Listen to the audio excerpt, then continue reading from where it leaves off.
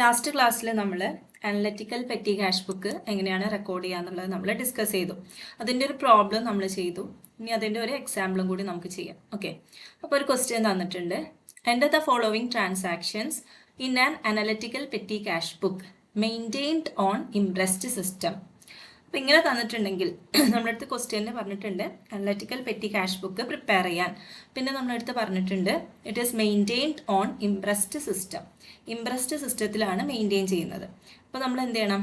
ആദ്യം നമ്മൾ analytical petty cash ബുക്കിൻ്റെ ഫോർമാറ്റ് വരക്കുക. പിന്നെ നമ്മളോട് പറഞ്ഞിട്ടുണ്ട് ഇംപ്രസ്ഡ് സിസ്റ്റത്തിലാണ് ഇത് മെയിൻറ്റെയിൻ ചെയ്യുന്നത്. അപ്പോൾ നമ്മൾ നേരത്തെ പറഞ്ഞ പോലെ എത്രയാണോ ഇംപ്രസ്ഡ് എമൗണ്ട്, ഇവിടെ നമുക്ക് ക്വസ്റ്റ്യനിൽ ഇംപ്രസ്ഡ് എമൗണ്ട് എന്താണെന്നുള്ളത് സ്പെസിഫിക്കലി തന്നിട്ടില്ല. അപ്പോൾ നമുക്കറിയാം ഇംപ്രസ്ഡ് എമൗണ്ട് എന്താണ്, നമ്മളെ കയ്യിൽ ഓൾറെഡി ഓപ്പണിംഗ് ബാലൻസ് എന്താണോ ഉള്ളത് അതായിരിക്കും ഇംപ്രസ്ഡ് എമൗണ്ട്, അതായത് the fixed amount that is to be kept. അപ്പോൾ ഇംപ്രസ്ഡ് എമൗണ്ട് എന്താണെന്നുള്ളത് നമ്മുടെ അടുത്ത് സ്പെസിഫിക്കലി തന്നിട്ടില്ല എന്നുണ്ടെങ്കിൽ അതിൻ്റെ അർത്ഥം ഓൾറെഡി നമ്മളെ കയ്യിലുള്ള ബാലൻസ്, ഓൾറെഡി നമുക്ക് ക്യാഷ്യർ തരുന്ന എമൗണ്ട് എന്താണ്, അതുതന്നെയാണ് ഇംപ്രസ്ഡ് എമൗണ്ട്.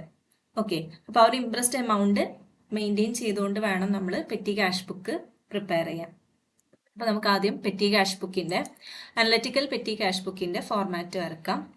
ആദ്യം എമൗണ്ട് റിസീവ്ഡിനൊരു കോളം, ദെൻ ഡേറ്റിനൊരു column, then particulars, voucher number, total payments, then ഓരോരോ എക്സ്പെൻസിനുള്ള കോളം. അപ്പോൾ നമ്മൾ കഴിഞ്ഞ പ്രോബ്ലത്തിൽ നമ്മൾ പോസ്റ്റേജ് എന്ന് പറഞ്ഞിട്ടുള്ളൊരു കോളം വരച്ചിട്ടുണ്ടായിരുന്നില്ല.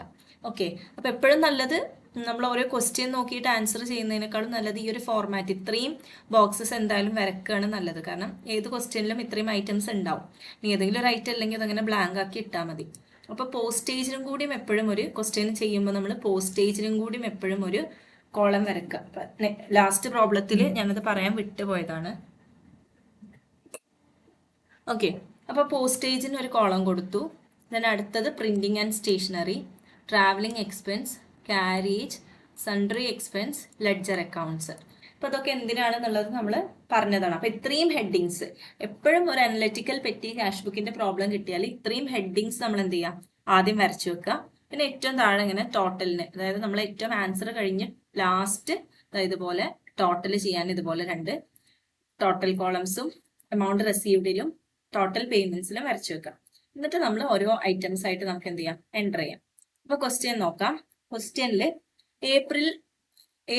ഏപ്രിൽ മാസത്തിനുള്ള എക്സ്പെൻസ് ആണ് നമുക്ക് തന്നിട്ടുള്ളത്. ഏപ്രിൽ ഫസ്റ്റിലെ ഐറ്റം എന്താണ്? Petty cash in hand. അതായത് തുടങ്ങിയപ്പോൾ നമ്മളെ കയ്യിലുള്ള ക്യാഷ് എത്രയാണ്?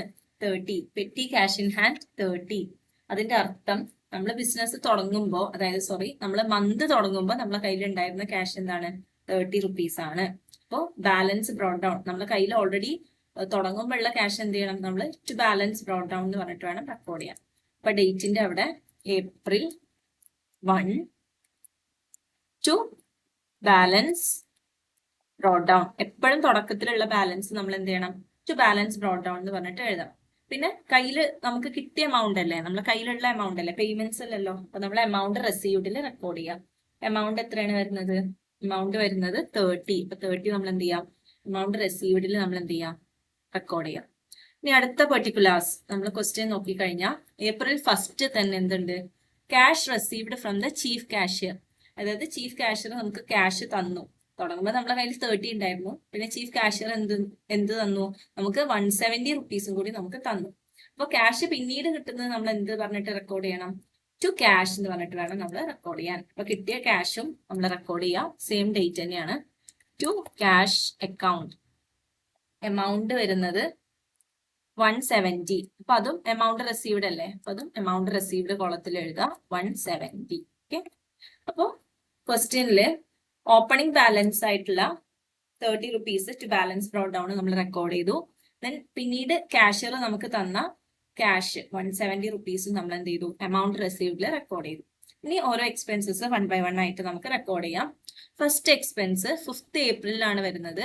Typing paper. ഓക്കെ, പേപ്പർ ടൈപ്പിങ്ങിന് വന്ന എക്സ്പെൻസ് ആണ്. പേപ്പർ ടൈപ്പിങ്ങിന് വന്ന എക്സ്പെൻസ് ഏത് കാറ്റഗറിയിലായിരിക്കും ഉണ്ടാവുക? പ്രിന്റിങ് ആൻഡ് സ്റ്റേഷനറി അല്ലെ.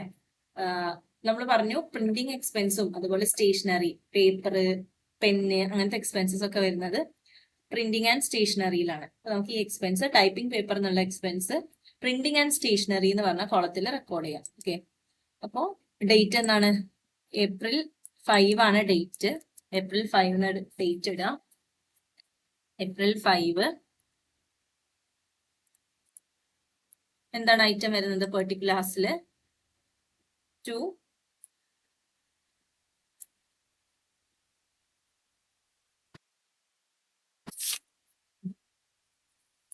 ഓക്കെ. നമ്മള് ലാസ്റ്റ് പ്രോബ്ലം പറഞ്ഞപ്പോൾ ഞാൻ പറഞ്ഞോന്ന് അറിയില്ല, പെർട്ടിക്കുലാർസ് ഞാൻ വെറുതെ എഴുതി പോയതാണോന്ന് അറിയില്ല. എക്സ്പെൻസസ് ഒക്കെ നമ്മൾ എന്ത് ചെയ്യണം? ബൈ എന്ന് പറഞ്ഞിട്ട് വേണം റെക്കോർഡ് ചെയ്യാൻ. ഓപ്പണിംഗ് ബാലൻസ് എപ്പോഴും നമ്മൾ പ്രിപ്പയർ ചെയ്യുന്ന എന്താ? ക്യാഷ് അക്കൗണ്ട് ആണ് അല്ലെ? ക്യാഷ് അക്കൗണ്ടിൽ നമ്മൾ പറഞ്ഞിട്ടുണ്ട് ക്യാഷ് അക്കൗണ്ടിന് ഡെബിറ്റ് ബാലൻസ് ആണ്. അപ്പൊ ഡെബിറ്റ് ബാലൻസ് ആവുമ്പോൾ ക്യാഷ് റിലേറ്റഡ് അസറ്റ്സ് എല്ലാം 2 ഒക്കെ ഡെബിറ്റ് ബാലൻസ് അല്ലേ? അപ്പൊ അസറ്റ്സ് അതായത് റെസീപ്റ്റ്സ് എല്ലാം 2 എന്ന് പറഞ്ഞിട്ടും എക്സ്പെൻസസ് എല്ലാം ബൈ എന്ന് പറഞ്ഞിട്ട് വേണം റെക്കോർഡ് ചെയ്യാൻ. അപ്പൊ എക്സ്പെൻസസ് റെക്കോർഡ് ചെയ്യാം. ബൈ എന്താണ് എക്സ്പെൻസ്? 5 മാർച്ചിലുള്ള എക്സ്പെൻസ് ടൈപ്പിംഗ് പേപ്പർ.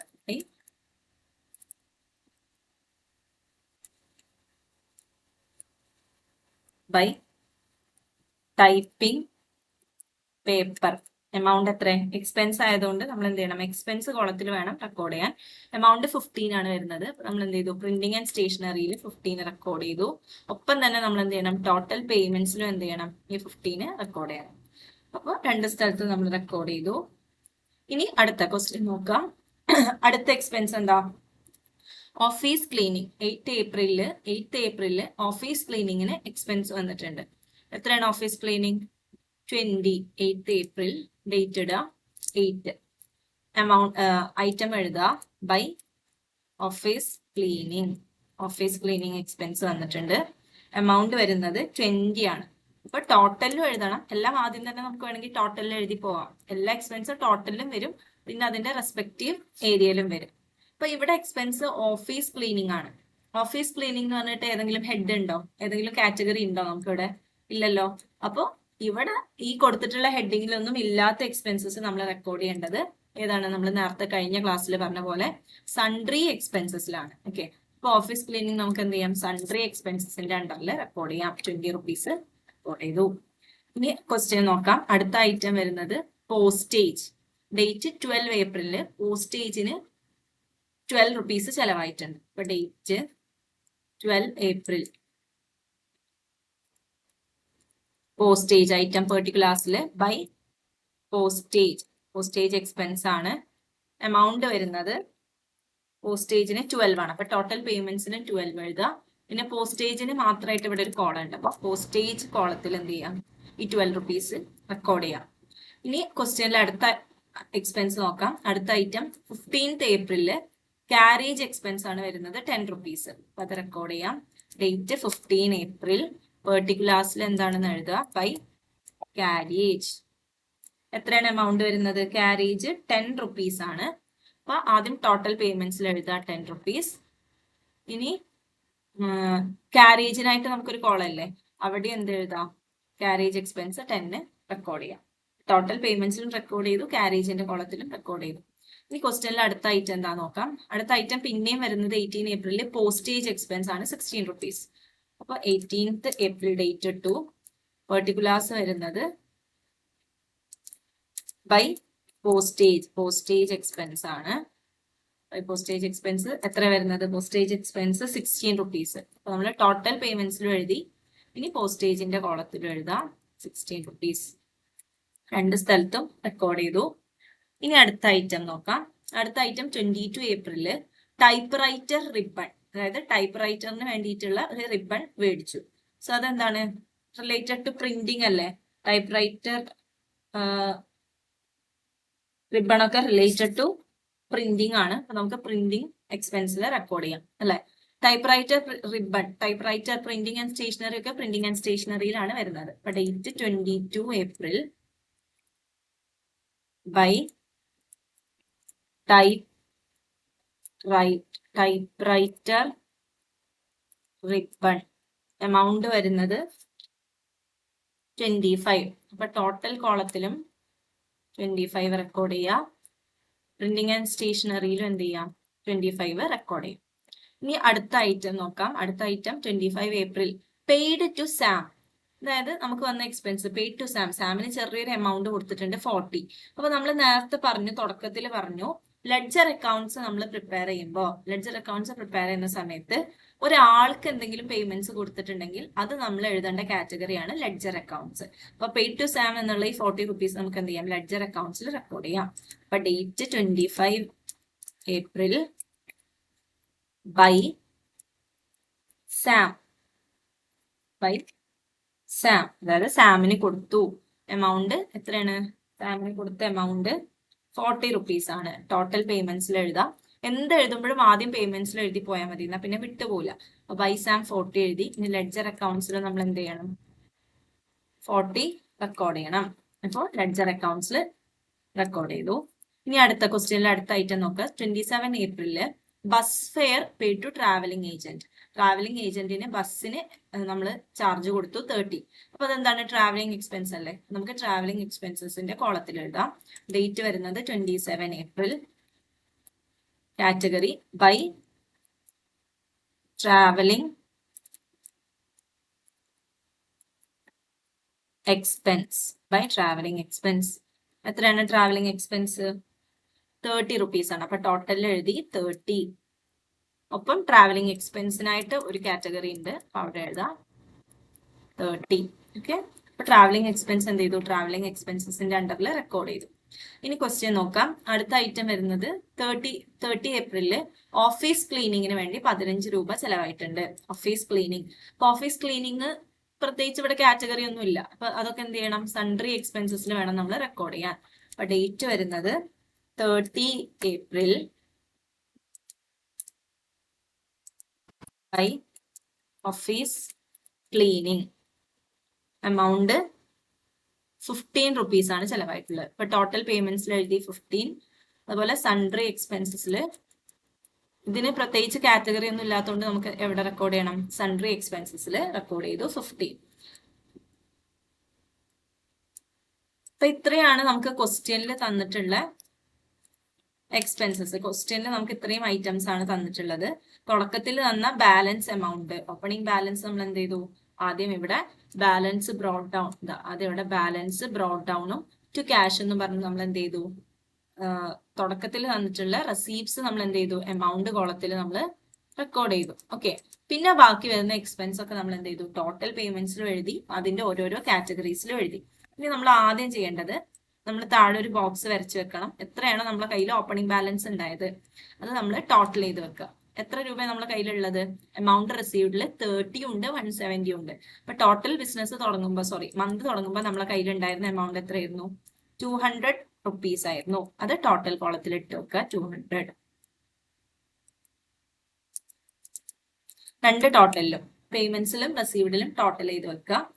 ഇനി നമുക്ക് എന്ത് ചെയ്യാം? ടോട്ടൽ പേയ്മെന്റ്സും അതത് കാറ്റഗറിയിലുള്ള പേയ്മെന്റ്സും നമുക്ക് എന്ത് ചെയ്യാം? ടോട്ടൽ ചെയ്യാം. ഓക്കെ. അപ്പൊ ടോട്ടൽ കോളം എല്ലാത്തിനും ടോട്ടൽ ചെയ്യാം. ഓക്കെ.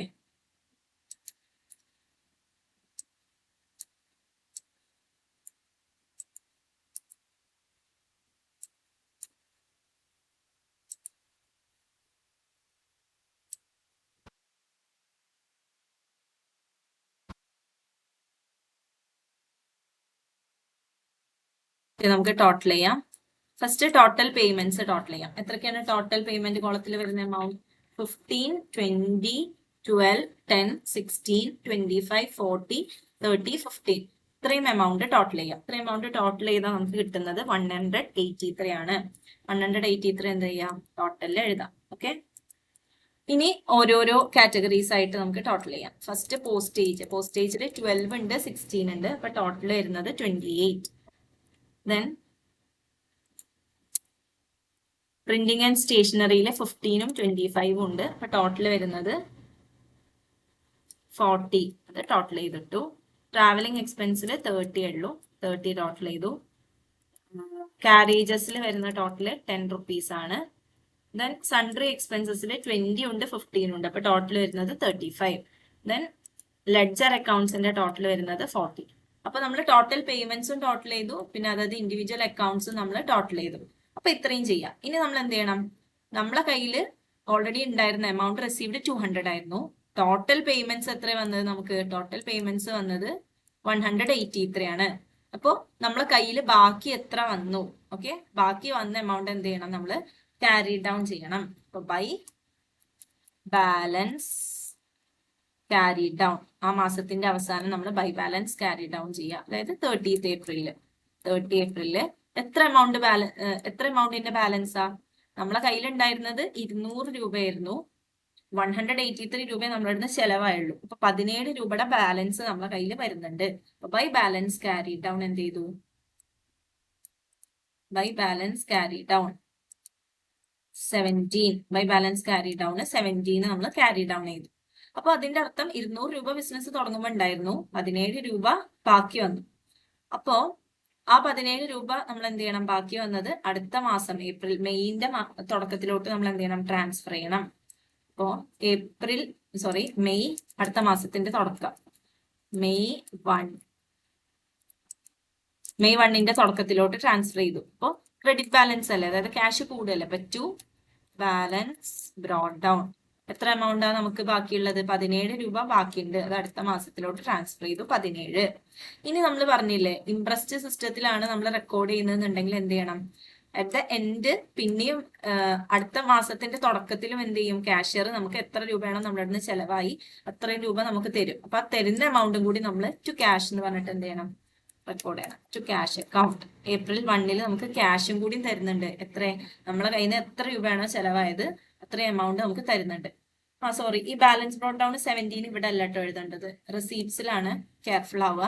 17 എഴുതാം. 17 ഇനി ക്യാഷ് കിട്ടിയത് ടു ക്യാഷ് അക്കൗണ്ട് എത്ര രൂപയാണോ നമ്മളിന്ന് ചെലവായത്, 183 ആണ് നമ്മളെ ടോട്ടൽ പേയ്മെന്റ്സ്. അപ്പൊ എത്ര രൂപയാണോ ചെലവായത് 183 റുപ്പീസ് എന്ത് ചെയ്യും, പിന്നെയും കാഷ്യർ നമുക്ക് എന്ത് ചെയ്യും, ക്യാഷ് ആയിട്ട് തരും. അപ്പൊ ടു ക്യാഷ് അക്കൗണ്ട് 183 എഴുതാം. അപ്പൊ ഇങ്ങനെയാണ് analytical petty cash book record ചെയ്യുന്നത്.